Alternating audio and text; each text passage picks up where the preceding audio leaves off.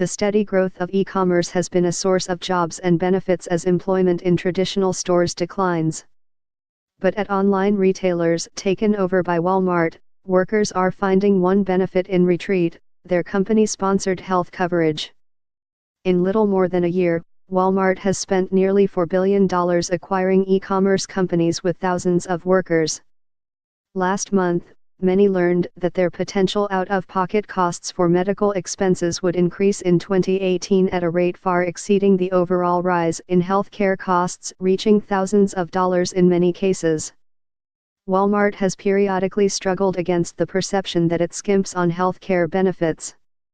Facing criticism from state legislators and worker advocates that too many of its employees relied on public programs like Medicaid, a critique that a 2005 internal memo conceded had a kernel of truth, the company began expanding access to coverage and making it more affordable about a decade ago.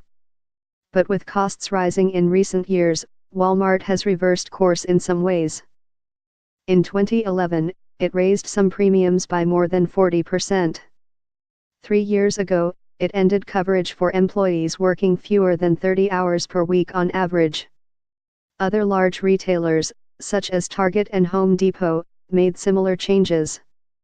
Healthcare benefits tend to be harder to come by in retail than in any other industry, with just over half of all retail employees eligible for company plans, versus more than 90% in manufacturing, according to a survey this year by the Kaiser Family Foundation. Retail workers also opt into their company plans at a far lower rate than any other industry's workers, possibly suggesting that the insurance is not very attractive or affordable even when companies do offer it. Walmart says the share of its employees eligible for company-sponsored coverage, and of those choosing it, is slightly above the industry norm. But the health benefits it offers in its online operations appear to be inferior to those of many e-commerce competitors. At Bonobos, an online menswear retailer that Walmart agreed to buy in June for $310 million, workers currently pay nothing in premiums for medical coverage in exchange for a deductible that is, the level below which they are responsible for covering their own expenses, of $2,000 for individuals and $4,000 for families. A similar policy under Walmart's plan will cost an individual about $750 more per year in premiums and a family nearly $4,000 more, according to documents on Walmart's employee benefits website. Both plans will also feature a deductible that is 50% higher than the current one.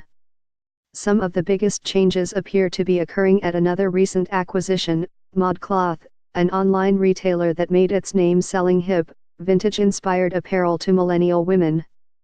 To keep bi-weekly premiums for ModCloth's roughly 300 workers relatively close to what they pay now, their deductibles will rise from nothing to several $1,000s per year.